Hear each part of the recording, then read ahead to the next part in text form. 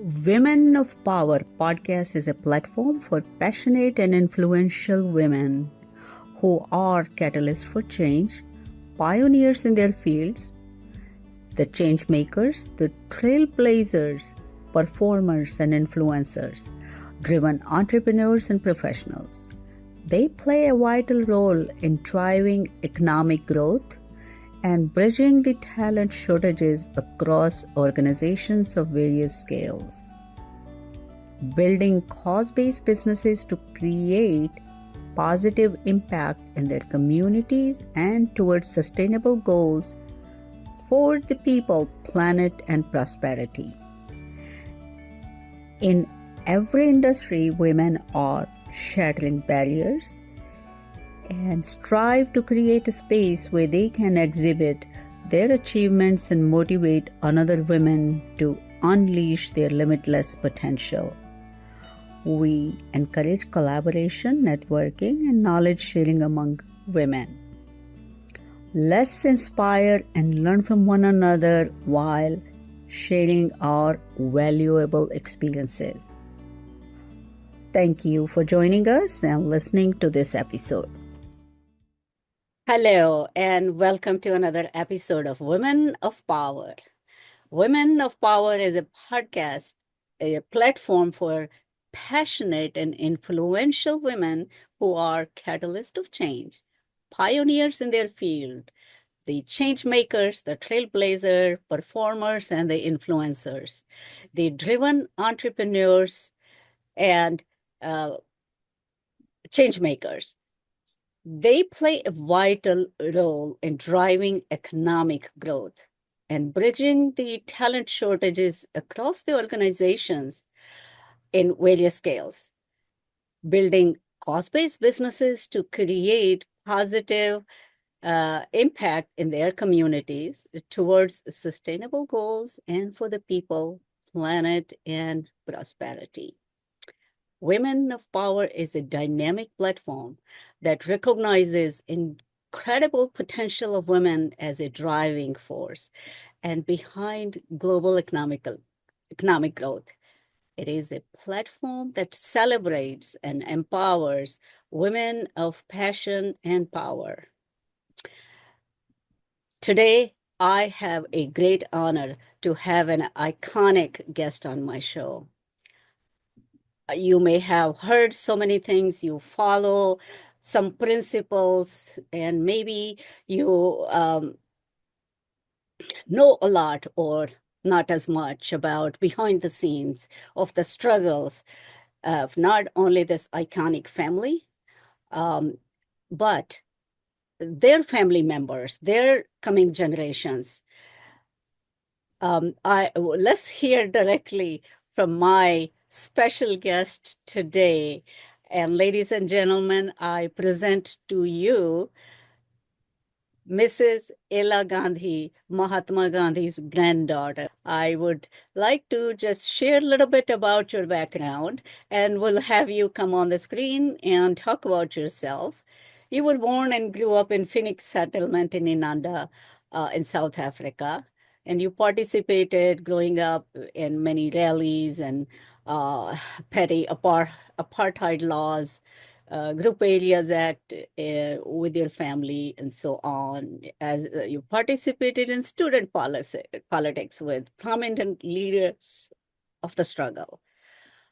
Even they boycotted graduation ceremonies and picketed them.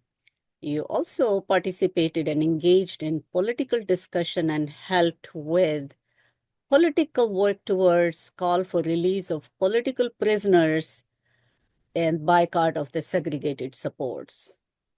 In 1960s, that is, worked with Harold Nixon on work issues. However, my apology if I have not pronounced the last name correctly, on workers' issues, and made submissions to wages commissions as well as participated in work with universities of Natal students.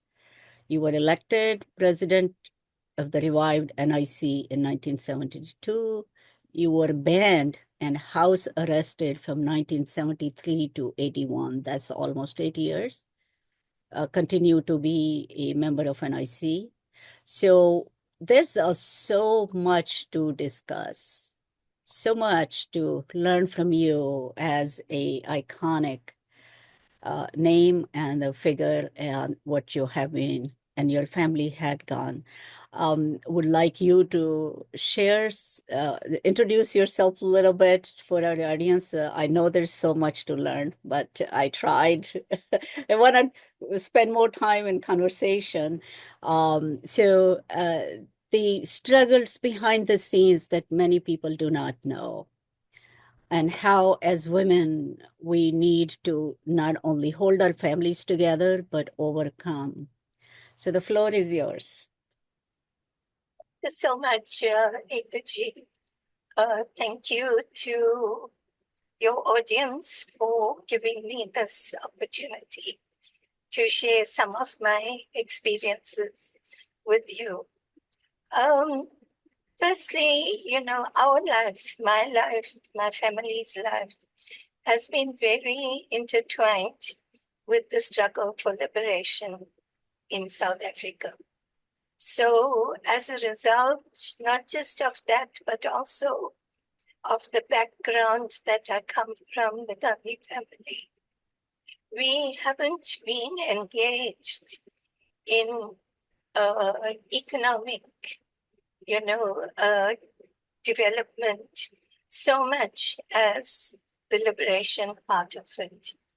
So I cannot claim fame to being a very wealthy woman.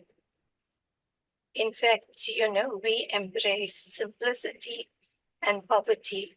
At Phoenix Settlement, that was the transformation that Gandhiji started. He had a beautiful home in Durban, in the center of the city. He had a very good law practice in South Africa. And he could have been a very wealthy person. But instead, he chose to go and live amongst the poor in Inanda. Inanda was a rural area where there was no electricity, no running water, no municipal services. But he chose to live there for three reasons. One was environmental, looking at how we can improve the environment. The second was to, learn to be amongst the poorest of the poor and learn what hardships they went through. So that's why he lived in that area. But the third very important part was to be able to educate, to mobilize, and to inform communities of what was going on. Because often communities living in rural areas become marginalized to information. They don't have adequate information to make decisions. So Gandhiji supplied that kind of information through a newspaper. And so he saw the very important part that a newspaper media plays in the life of people. He also saw the importance of education in the life of people. Without education, without knowing exactly how to navigate the political scenario, one will not be able to take the correct steps. And so Bapuji saw that very clearly. And so education was an important part of his strategy. And the third one was to mobilize the people, to get people united, to get people, once they got to know what is happening, why it's happening, that we are all in this together, then you get that unity. And this is what he did, and this is what we have been doing over the years to get people united behind an organization, behind the liberation struggle, and knowing exactly what is it that we want, how is it that we can get what we want, and what are some of the non-violent ways in which we can promote the struggle. So I'll stop there, and maybe you want to ask further question. Yes. Well, thank you for shedding some light on the background. As I mentioned, people hear the famous quotes or they see, or if they have more interest to dig in, because going back into his early years as a young attorney lawyer in South Africa. So growing up in my high schools or schooling, we learn a lot about our cultural history and the struggles, etc. So what really stands out worldwide, people don't need to be educated on that he was the icon of the nonviolence. And as we speak today in April of 2025, I had heard, I apologize if I am misquoting, but I had heard during last month's United Nations sessions that there are 100 active wars on the planet. So, and that came from a very credible source from one of the speakers in the United Nations. So I took chance to quote this. Even if it's not 108 wars going on, regional or known that people get to see on the media or so, still is a lot. A lot of war doesn't win anything. In war, everyone loses. Everyone loses. Even the authorities that they claim they have won the war, there is no winning, really, philosophically speaking, because it has come that at a very higher cost. So I know that you have been very strongly engaged in so many political and social activities. What really I want to bring in the conversation on peace has a price to pay. We know from Bapuji's, Mahatma Gandhi's history and his teachings, etc., your own family and your own, as you had mentioned, growing up in a Phoenix settlement, it has come with its own price. What I would like to tell us uh, more on, you had mentioned you and your family were under house arrest for 8+ years. If it's okay, please share something for our audience so they get a glimpse of this is not always name and fame, the struggles behind for the generations. So, Gandhiji often said that non-violence requires far more courage than violence does. It's very easy to just hit out at a person, to kill a person, but it's very difficult to remain non-violent when you are being punished, because we take the punishment, but we don't react to the punishment. We react with respect, with love. We try to convert the person, the opponent, to see what is it that we are saying. And one day, that opponent will learn that it is important for them to change. So this change is a very important part of the struggle. It's not about winning. It's not about who is going to be the victor and who is going to be the vanquished, but it's about being able to change to meet the realities of the present. So what we see in the present, it was difficult for me, yes, but we had to face it. We were paying a price because we spoke out, because we acted on discriminatory practices. And because we did that, we got house arrested, banned, listed. There were a number of oppressive actions that were taken, and the ultimate was some of us got killed. Many people in South Africa gave that supreme sacrifice of dying. Even Mr. Mandela said, I would rather die for my country than, succumb to injustice. So Gandhiji also said that many a time. So what I'm saying is that we have to accept those difficulties. And that is an accepted part of the decision you take to participate in a liberation struggle.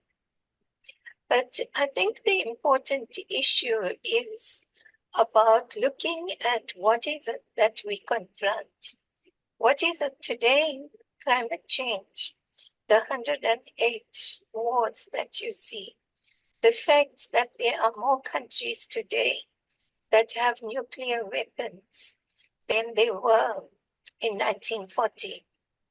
There are more countries, the nuclear weapons are even more potent than they were in the 1940s, the one that was used in Hiroshima and Nagasaki. So imagine what can happen if one nuclear weapon was used. What will happen if the world began to fight at that level? The wars began to accept that nuclear weapons, chemical weapons, can be used. What kind of a future would the world have? And we can already see from the climate change, from the devastation that has happened. It hasn't happened only in the poor areas, it has affected everyone. And so the richer countries need to see that, by oppressing other countries, they are not safe. Our futures are tied together. All of us as humanity and as people, part of nature, part of the life on earth, our futures are bound together. And if we don't realize that and we don't do something about it, then, our future generations face a very bleak life. And we saw that during COVID, what COVID-19 did to the world. We saw it. It didn't select anyone. Everyone was, a potential victim of COVID-19. Yes, true. COVID was an equalizer. Pandemic didn't spare any national boundary or social, economic separation. It was an equalizer. Great learning lesson. My personal 2 cents here is that I think most of us have forgotten in the last 4 or 5 years what we went through. So we need to constantly remind in the overload of social media, information, some people call it misinformation, we have lost our sense of attention to overload of information. So yes, and I talk about even in my book in Women Leadership for 21st Century, which is a pretty holistic approach to leadership where women, and I quote, that as women, we give birth to sons and daughters. They grow up to be men and women. We are part of the family unit. We're part of the society. We're part of the workplace. We are contributing to our national GDPs.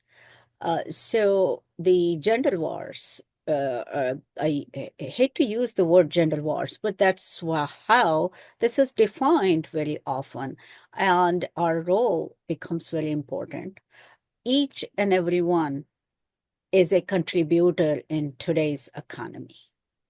directly or indirectly, as a buyer, suppliers, service providers, etc., or as So the many issues that you had just mentioned, that nonviolence requires courage. I think, as you mentioned, that, and my mind was going into, actually, nonviolence requires more courage than violence. Right? So, and change is important part of struggle also. And as Mahatma Gandhi's famous quote that word knows, be the change you want to see, right? So I follow that strictly into my thought process as well, that you start somewhere. Either it's a small change, it has to be. And my attempt here in the book or in my communications with the world, the chances that I get is that we all are contributors. Recognize the power you hold to make a small change. If you don't, somebody else would do it for you, and you may not like it. So we need to understand our rights. And that's going to be a segue into a different part of conversation that I would like to discuss with you. But I want to see some things that you had mentioned, understand what we are confronting with, and come in with a dialogue. Collaborative mindset, not attack, because the attack, my simple philosophy, if you attack, other one defends. If we come in with a dialogue, open conversation, create that openness, and you had very well defined, you needed to educate people, you needed to open their hearts, even if they were full of struggle, rage, or disappointment. So healing community coming together is the need of the hour. I really strongly believe that nowhere in the past it was as prominent and obvious as it has become today. Vasudhaiva Kutumbakam. Earth is a family. We are buying, selling goods around across national borders, across hiring and working with communities around the world. From a small device in our hands, we can connect people around the world within seconds. So we have become a global village. It really creates to emphasize the need of finding common grounds and common shared humanity. Also, I talk about Vasudhaiva Kutumbakam and Ubuntu, and especially the area that you have born and grown up and live. Ubuntu is a very embedded concept. I am because we are. So, and we cannot minimize the importance of these principles anymore. I also want to talk about a little bit your work with the domestic violence, gender-based violence, and for youth education. Let's talk about gender-based violence, your work in you took up uh, in either educating or preventing as awareness. Please share. So I think you touched it very well on talking about Vasudhaiva Kutumbakam. Now, when we talk about Vasudhaiva Kutumbakam, you're not talking about only the men. There are women in the same kutum, and everyone is equal. Everyone is a child. Everyone is a brother and sister, or whatever. But everyone is there. It's one family, and therefore there should be an equal, some equality there. So in the same way, if we talk about Ubuntu, Ubuntu isn't just to direct, compassion and care for the men. It also says compassion and care for the women. So it's a, reciprocal attitude, and it is all embracing. Both concepts are all embracing. And unless we see that, we will miss the boat. Because if people look at Vasudeva Kutumbakam, meaning the family of men, then you're not looking at the entire picture. It is the whole family. Yes.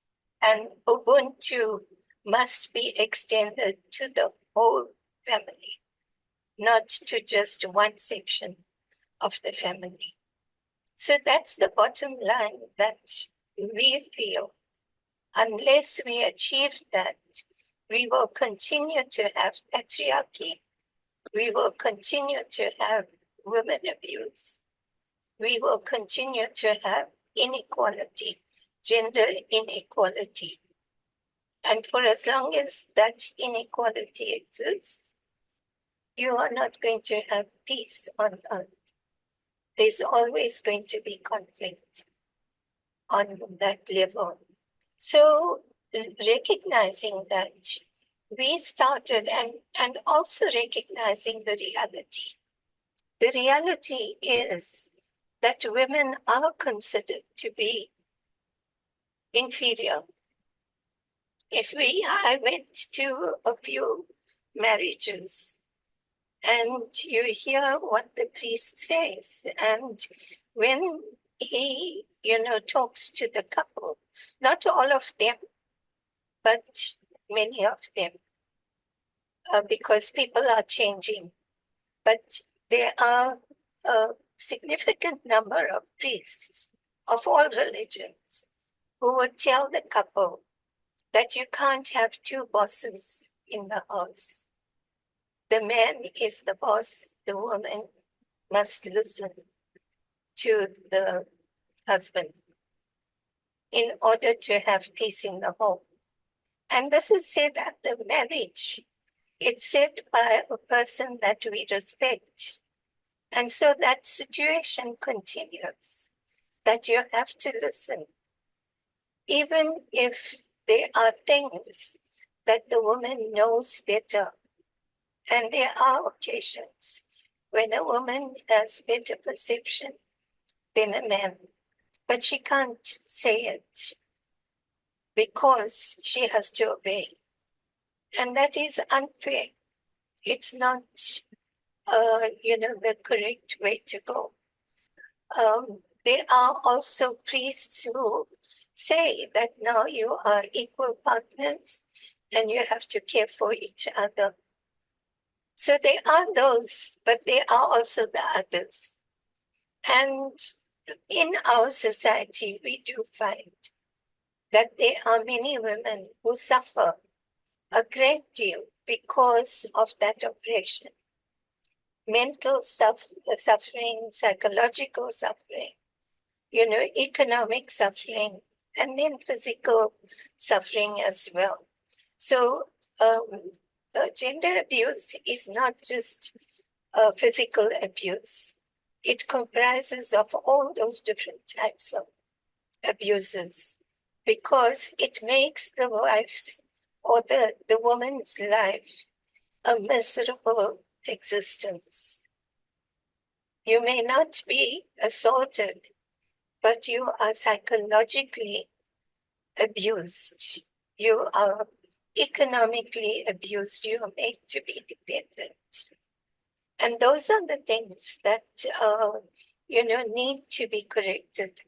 And often because of that, women are afraid to come out and go to an office.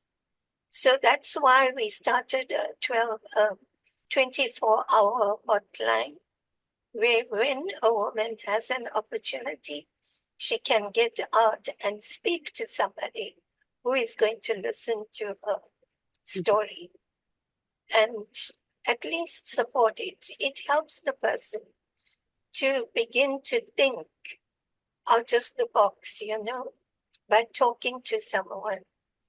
So this is why we thought that this 24-hour hotline is important for women. And we established that in South Africa. I see. I see. So, this is a very big topic itself, and I believe, as my documentary series on gender-based violence, the epidemic of generations, in the two series that I had filmed, um, I came across a lot of people from all parts of the spectrum, looking at not only just the physical abuse, but also financial costs, uh, legal systems, the cost of the legal system, child supports, child care, child custody. So the whole family becomes victim in one way or the other. So there are no winners, right? In that, I had during the film, I had opportunity to meet people around the world of subject matter expert in their domain, and quickly that I want to share a story, a conversation with a matrimonial court judge who was also a writer at the time. I met with her, a high court judge, and she had, with 20 plus years of her experience in matrimonial court, she had brought up a lot of issues. Um, uh, and it's just like mind-boggling, the environmental cost that stood out to me that I never, ever had imagined until my conversation with her. So she mentioned now the family is split, you have two homes. And so the wood, the construction material, the electricity, or whatever you need is coming from our limited resources. So now we are burning our planet with doubling the demand for the resources when the family splits, among all other conversations that I have. And I could take hours to go into it. But just a point that, we don't think kind of things from that perspective.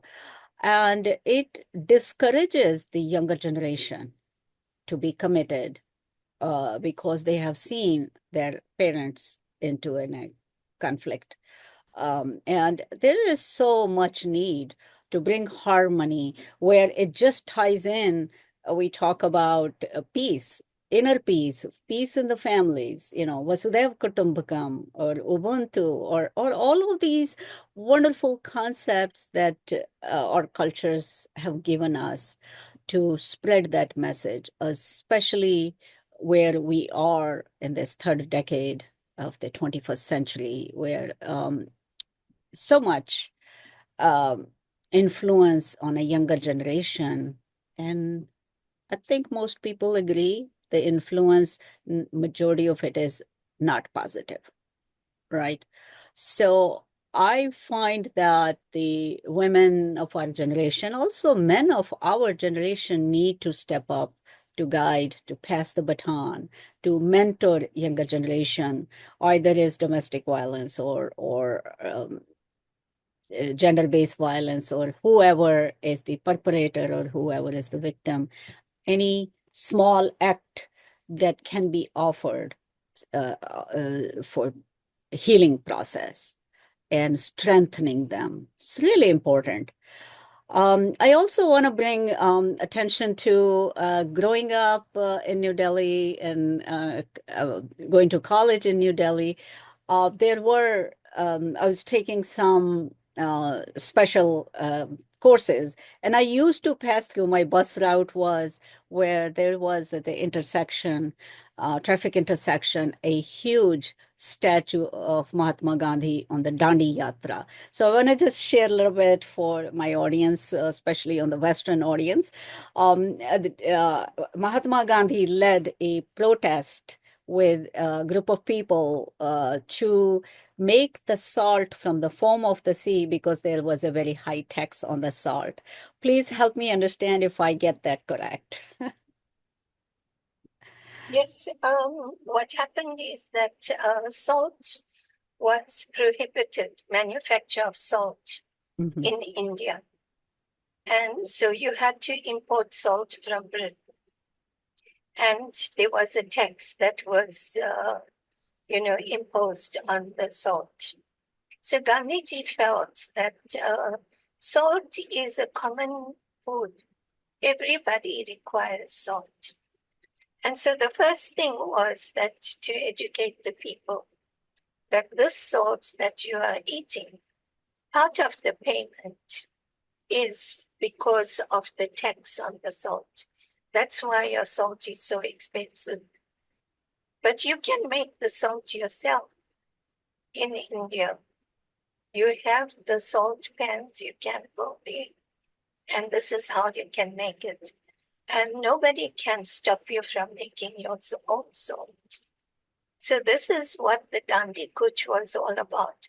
Go to the sea, make your own salt, and defy the salt tax, the British salt tax. And that Poor people at that time under the but oppression. millions of people all over the Indian continent, India, went, on the salt tax, defiance. And so when that happened, there was just uncontrollable,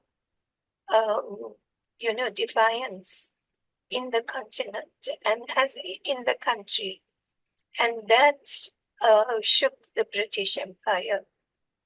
Initially, everyone thought that this is a stupid idea. What is he talking about salt, But then when this happened, and the way it happened, and we must know that there were three things that actually,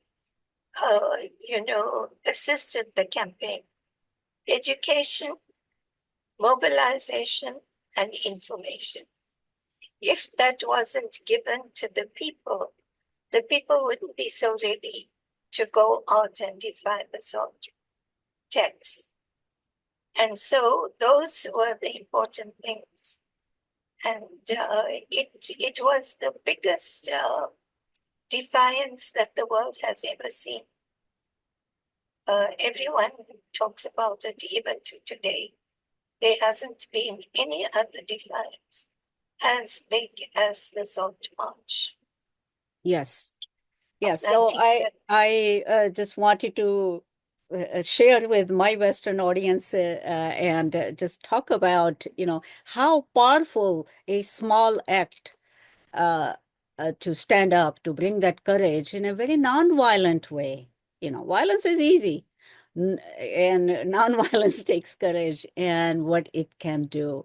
You also have been writing the editor of the Satyagraha newsletter, but Satyagraha, what it means is the Sanskrit word of Satyagraha is the pursuit of truth, which was the initiative of Mahatma Gandhi back when he was young, the oppression that he witnessed in South Africa. So would you like to talk about how that Satyagraha or pursuit of truth newsletter or what you cover, how is it helping shaping your local communities? Okay, so we started the newsletter in 2000. In 2000. And, it was a little newsletter aimed at people and the ordinary people. So it wasn't one of those very, glossy newspapers or magazines or anything like that. It was aimed at the people, lay people in the community. And it was distributed through the schools. We had many schools that got the newspaper. They would discuss it in their classrooms and they would send it with the children to their homes. So that was our distribution network through the schools. The idea of the newspaper was to educate, to inform, and to mobilize the community, to get the community to see what was happening even though in 1994 we had liberation, but we needed the help of the community to realize the liberation so that every person in the country begins to experience the benefit of liberation. What does liberation mean to me? And so it was to develop that, self-help idea of self-help, of creating, neighborhood groups to help each other and develop the area, begin to look after your community and attend to the problems that you see in the community. Not to wait for somebody to come and to attend to little issues that affect the community, but rather to take immediate action yourself. So self-help was an important part, and Gandhiji always spoke about self-reliance. Self-reliance was a huge part of Gandhian teaching. So this is what Satyagraha was all about. So not just demonstrations against the government or anything like that, but community work. Yes. Which is very important for all generations. Is not only for certain generation that they need to. It's our planet. We all are cohabitants, and we all have to play a role. I know you have been engaged in activities to raise awareness on environmental issues, and this is we live in a healthy environment. This is for our own well-being, and. So that's very encouraging to see. Even a small act, even a small action taken by at a household level, individual level to reduce waste or do something to create a better living conditions for all habitants. It has become very critical. We cannot ignore it. And as I say often that our younger generation is inheriting our planet with very different types of issues that we had in last century.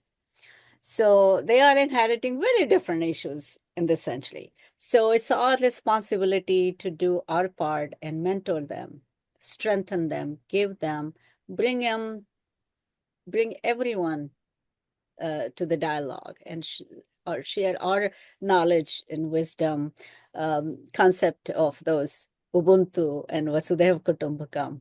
So wonderful, so much that you have witnessed in your life, and especially being a family of a global icon, and in the turmoil and the conflict that India had gone through during when Bapuji was alive. So there is just endless things that we can connect and talk about, but it had been such a wonderful conversation, Elaji. I would like to ask if you would like to share, especially your message, especially for our younger generations. I think first lesson is to realize the power that each individual has. Very often, the younger generation feel completely powerless. They feel that there's no self-confidence, and I think that self-confidence, looking at inside yourself and beginning to mobilize the power that you have within you, bring it out, and that is an important thing for the younger generation. The second thing is, I think they need to be very aware, especially in the present context where there's so much of misinformation going around. Think about it, have critical thinking, and think of what is right and what is wrong. And you can, begin to discern and understand. So don't just accept everything that you see in TikTok and Instagram and media, all kinds of media. There can be an element of, falsehood in them. Could be fiction, could be fake news, could be anything. So you must think for yourself what is the right thing. And you can by looking at many other. Don't just rely on one aspect, one news. Look at other news sources and begin to see what is the truth. You mentioned So critical I think thinking. those two things, self-reliance,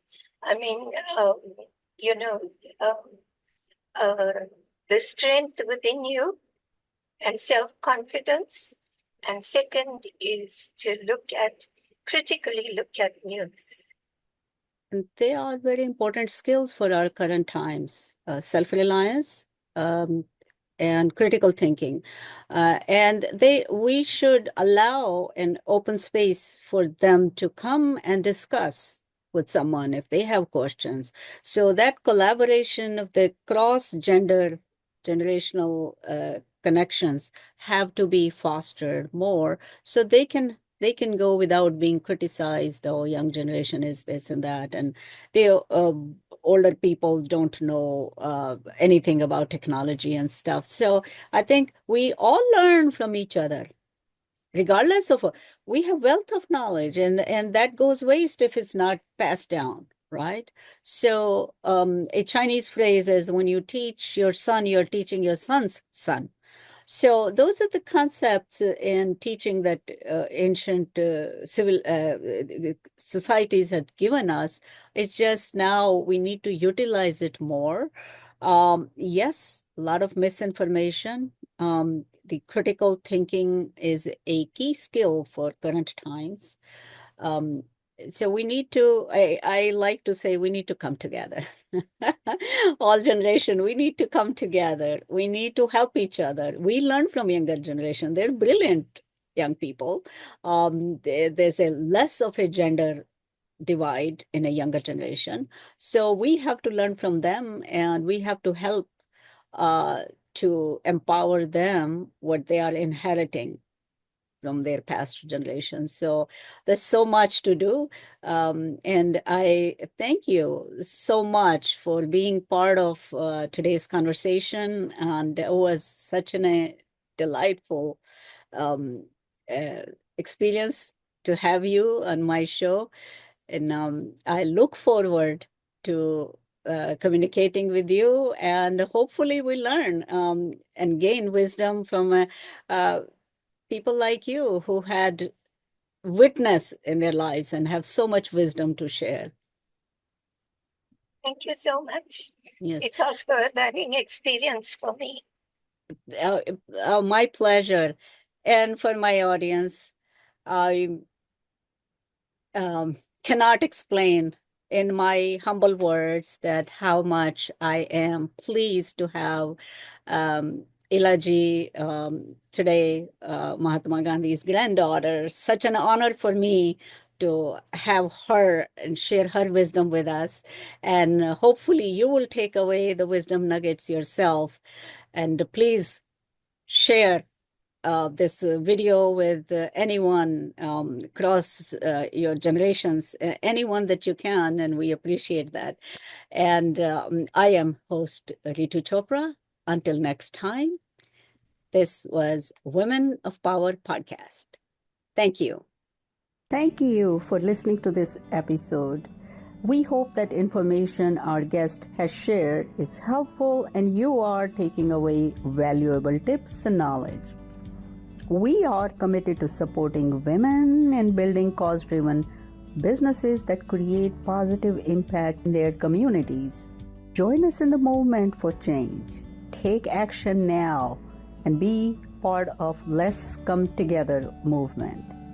Together, we can recognize, celebrate, and empower women who are making a difference in today's economy. Connect with passionate and powerful women, collaborate on cause-driven businesses, and build a better future for our communities. Let's advance sustainable goals for the people, planet, and prosperity. Join the Let's Come Together movement, a private community today, and be catalyst for change in creating and raising conscious leaders of tomorrow. Thank you.